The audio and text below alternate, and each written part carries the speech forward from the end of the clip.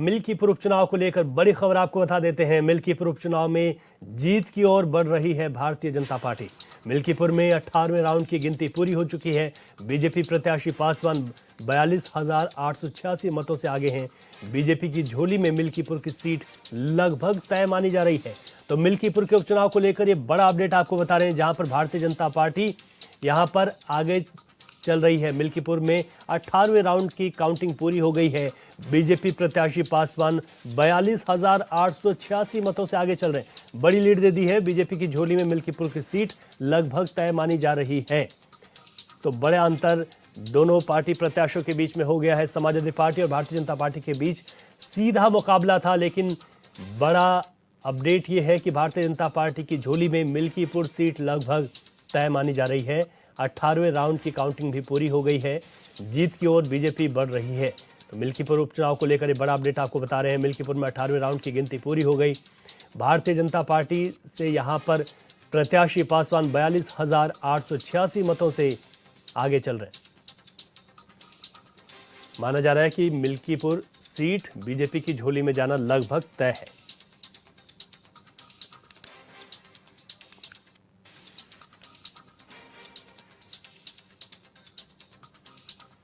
अधिक जानकारी के साथ हमारे संवाददाता शिवेंद्र प्रताप सिंह फोन लाइन पर हमारे साथ हैं। शिवेंद्र, यहां पर जो अंतर है वो काफी बड़ा आ गया है। कितने राउंड की और काउंटिंग यहां पर बाकी है, और जो ताजा अपडेट है वो क्या बताता है?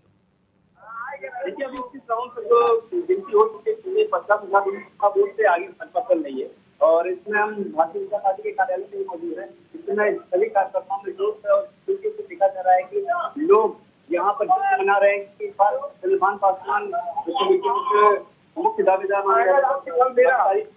और इस बार वो 21 राउंड अभी समय 9 राउंड और बचे हैं। भारतीय जनता पार्टी की मानी जा रही है। इसमें यहाँ पर बहुत ज्यादा लोगों की भीड़ है और सभी कार्यकर्ता लोग कोई तरीके से भारतीय जनता पार्टी के ऊपर मतलब देखा गया है। और आने वाले दिनों में विधायक के रूप में जाने जाएंगे। शिवेंद्र आप कह रहे हैं ये 7 राउंड टोटल चुनाव में 7 राउंड भारतीय जनता पार्टी अपनी दबदबा बनाए रखा है। ये 8वां उपचुनाव है जो भारतीय जनता पार्टी ने दबदबा बनाया हुआ। शिवेंद्र आप कह रहे हैं कि 9 अभी राउंड बाकी हैं, ऐसे में क्या माना जा रहा है समाजवादी पार्टी की ओर से? अगर बात की जाए तो क्या माना जा रहा है? अभी इंतजार बाकी है। अभी देखिए 9 राउंड बाकी है अभी भी, लेकिन बहरहाल अभी फोटो आगे चल रहे हैं। अभी आगे वाले 9 राउंड बन जाएगा, किस हिसाब से कितने सीट से वो आगे चल रहे हैं और कितने राउंड से आगे चलेंगे। हालांकि को देखा जाए इसमें मौजूद है कार्यालय में और पढ़ाई का ताका लगा हुआ है यहाँ पर। जनता पूरी भारतीय जनता पार्टी के कार्यकर्ता ठीक है शिवेंद्र ठीक है, आप नजर बनाए रखिएगा, आपसे अपडेट्स लेते रहेंगे। इस वक्त हमारे साथ मनोज पंडित जुड़ गए हैं, जो कि भारतीय जनता पार्टी के प्रवक्ता हैं। मिल्कीपुर उपचुनाव में आ रहे नतीजों पर पॉलिटिकल रिएक्शन ले लेते हैं। मनोज जी, आपका बहुत स्वागत है चैनल पर। भाई थैंक यू। अभी तक जो जानकारी मिल पा रही है, 18वें राउंड की काउंटिंग पूरी हो गई और आप लोगों ने एक बड़ा फासला दे दिया है। क्या कुछ लगता है? हालांकि अभी जो जानकारी है कि 9 राउंड की काउंटिंग होना अभी बाकी है। तो भाई इतना बड़ा मार्जिन है जी कि 9 राउंड की काउंटिंग मुझे लगता है उस पर असर नहीं कर पाएगी जी। और ये जो समाजवादी पार्टी ने अवधेश प्रसाद जी को पूरे देश में अयोध्या नरेश कह के घोषित कर दिया, मुझे लगता है कहीं ना कहीं उसका असर जो है ये है कि लोगों को इतना घमंड हो गया कि हम ही सब कुछ कर पाएंगे। और ये भारतीय जनता पार्टी ने और वहां की मिल्कीपुर की जनता ने जो योगी जी पर और मोदी जी पर जो भरोसा जताया है, उसके लिए भारतीय जनता पार्टी शुक्रिया। और जो जनता का आदेश है वो आप देखिए कि ये तो मिल्कीपुर की बात कर रहे हैं, हम लोग उत्तर प्रदेश छोड़कर अगर दिल्ली की भी बात करें तो दिल्ली में केजरीवाल जी थे जो 11 साल पहले चैलेंज करते थे, 10 साल पहले भी चैलेंज करते थे कि मोदी जी को दूसरा जन्म देना पड़ेगा मुझे हराने के लिए। तो इस देश में घमंड की राजनीति नहीं चलती।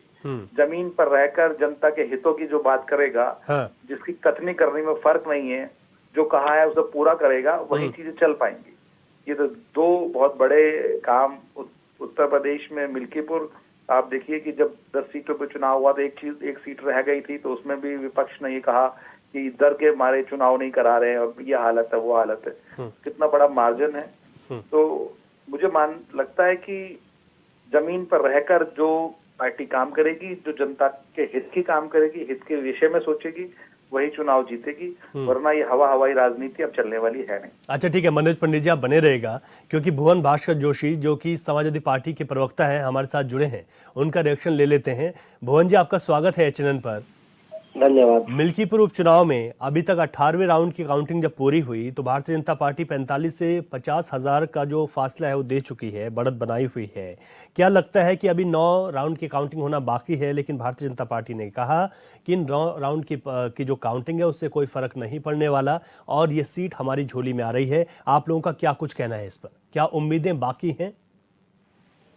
देखिए, मिल्कीपुर का उपचुनाव का जब भी इतिहास लिखा जाएगा जी, तो उसमें लिखा जाएगा कि चुनाव आयोग धृतराष्ट्र की भूमिका में था और योगी सरकार ने सरेंडर करके और चुनाव प्रशासन और पुलिस की मदद से चुनाव को लड़ने का काम कर रहा है। और ये बातें हम ऐसे ही नहीं कह रहे हैं। चुनाव के दिन पूरी हमारी जो टीम थी, हमारे नेता, हमारी पार्टी, हमारे कार्यकर्ता, हमारे वहाँ के सांसद लगातार चुनाव आयोग को शिकायतें करते रहे, लेकिन चुनाव आयोग बिल्कुल आंखों में पट्टी बांध के धृतराष्ट्र की भूमिका में रहा और कोई कदम लेने का काम, सीधी लूट हुई है, लोकतंत्र की हत्या हुई है। और लगातार हम ये देख पा रहे हैं कि हम लोगों ने जितनी बातें उठाने का काम करा, पुलिस प्रशासन, हमारे जो चालक गाड़ी थी जिसको प्रचार होना था, उस प्रचार की गाड़ी को प्रशासन ही पास करके देता है, लेकिन वहां का अधिकारी उसको रोकने का काम करता है, ड्राइवर को हड़काने का काम करता है। जिला पंचायत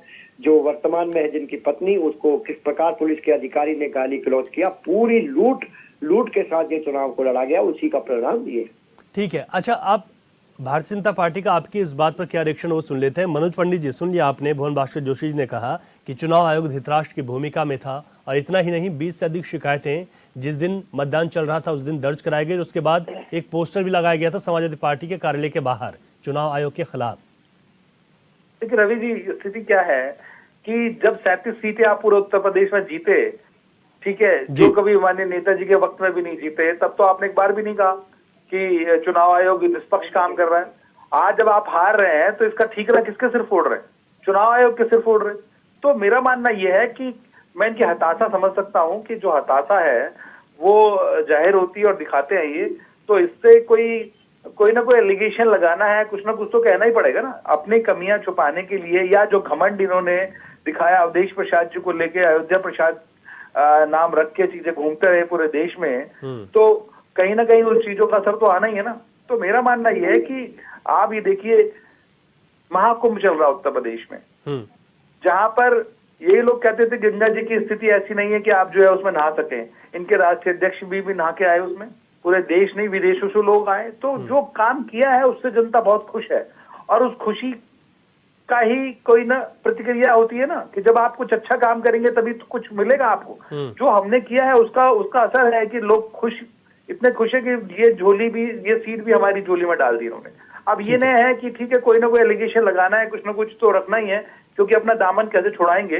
तो भास्कर जी कह रहे हैं, मुझे उससे कोई आपत्ति नहीं है, क्योंकि ये संवैधानिक पोस्ट है जिसके लिए जो निष्पक्ष होती है, जिस पे आप उंगली उठाते हैं तो आपको ना भारत के संविधान पे भरोसा है ना एजेंसी पे भरोसा है। चलिए ठीक है, तो उसके लिए मैं कुछ कह नहीं सकता।